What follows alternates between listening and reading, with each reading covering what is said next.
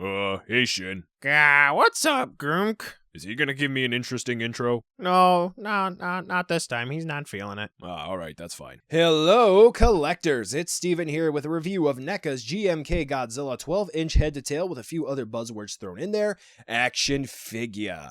Delayed many times, some claiming because the monster arts came out in the same intended month as this one, and Toho said no to a simultaneous release, collectors finally have the chance to get an affordable GMK Godzilla action figure. There's a big divide with this one. Some are going in blind saying it is absolutely amazing, and others believe the figure is flawed, and I would say rightfully so. What say you? Well, let's take a look to see whether or not it's worth adding into your collection. Since we saw the fully painted prototype what seemed like forever ago, many called the figure out because of the head sculpt, and rightfully so. It's the main deterrent of the figure because only at particular angles with the right lighting does it really look accurate.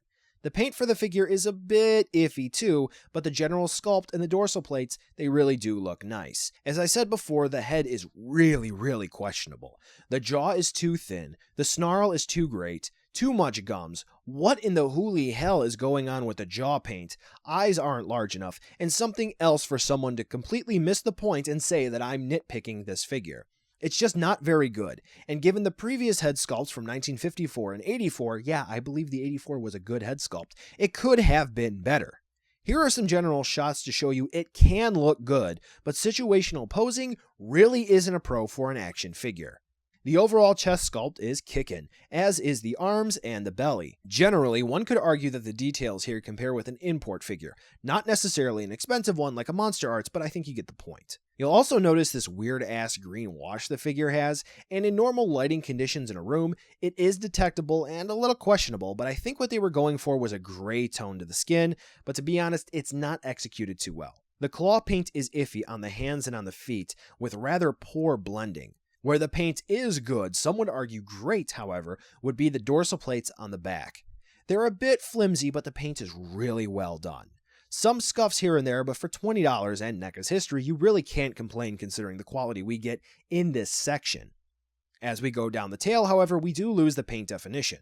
And the tail is a bit longer than normal too, so that is a plus. All in all, this is not the best looking Godzilla NECA has made, but it does have some legitimate upsides. Godzilla's articulation is pretty standard when it comes to a NECA Godzilla.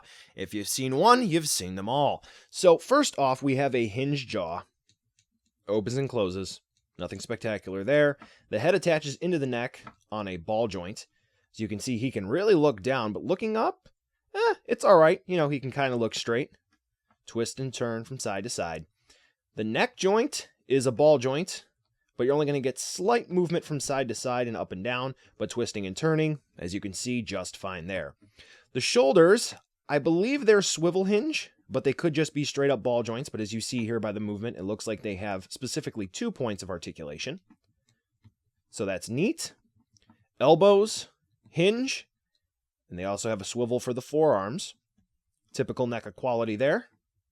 So that's good. That actually shows a great range of movement. I'm not saying that to indicate anything bad.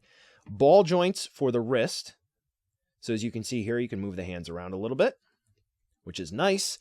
And then hinged fingers return for this Godzilla. Now, it's good.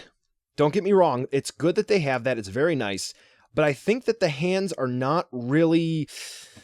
I don't know. I don't think they really fit this Godzilla because of the articulated fingers. I don't know. Something looks off about them. I can't put this Godzilla in a nice pose with his arms. Something just looks off. But anyway, as you can see here, Godzilla is kind of hunched over for all intents and purposes in pretty much every pose you're going to put him in. He does have a ball joint for the ab crunch, and unfortunately, you can't really move him too far forward or back. You can just kind of wiggle him around like this. But you can twist and turn from side to side. So you're going to get some pretty nice range of movement. You can twist and turn him all the way around, actually, if you want. But it's that forward and back movement, watch the dorsal plate there, that really gets this figure.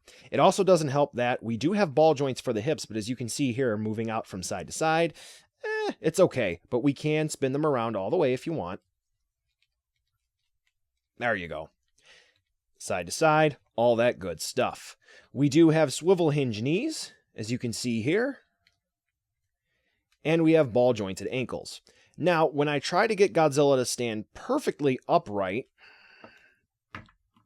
he still sort of has that lean forward, that hunch forward. So yeah, you can get Godzilla to look straight ahead, but he's always going to sort of have a hunch to him. Now for the tail, the last portion of the articulation. It attaches into the body on what I believe is a ball joint, though realistically speaking, I can only get a swivel movement out of it, just a little bit of side to side and up and down movement. But this segment here is a ball joint. This segment here is a ball joint. And if you watched my unboxing video, this portion of the tail is on bendy wire. Very difficult to move. It's very hard, like that. You can see indents in my fingers, and this section attaches into the rest of the tail on a ball joint. So really, the NECA GMK Godzilla doesn't really add anything new to the line in terms of articulation, but thankfully you can get some neat poses out of this big lug.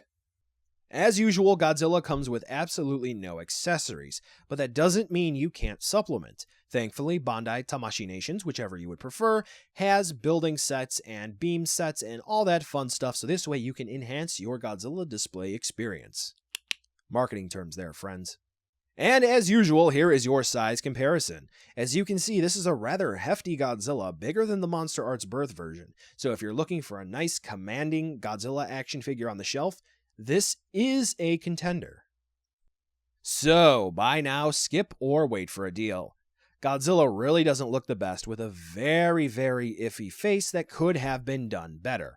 Articulation is mixed, and the sizing, it is very nice. For about $20, it's not horrible, but at the same time, NECA is capable of better at this price point, even if the mold is never reused. Some will say for $20 you really can't expect better, but NECA continuously pushes the bar at that price point time and time again, and here not only did they just fall short, it really seems like they didn't even try to jump. Maybe the sculpt was rushed, maybe not, but it does affect the figure in the end game because the head is the focal point. If you need a GMK Goji action figure and you refuse to hunt down a deal on the Monster Arts for whatever reason, then this one just might be for you. Well, that's it for this video. Thanks for watching, and be sure to like, subscribe, and drop a comment down below to share your thoughts. If you're interested in picking this figure up or others like it, check the description for some cool links to take you where you need to go. Why don't you watch some more videos? Click the annotations on the screen now for more great content. Thanks again, and I'll catch ya in the next video.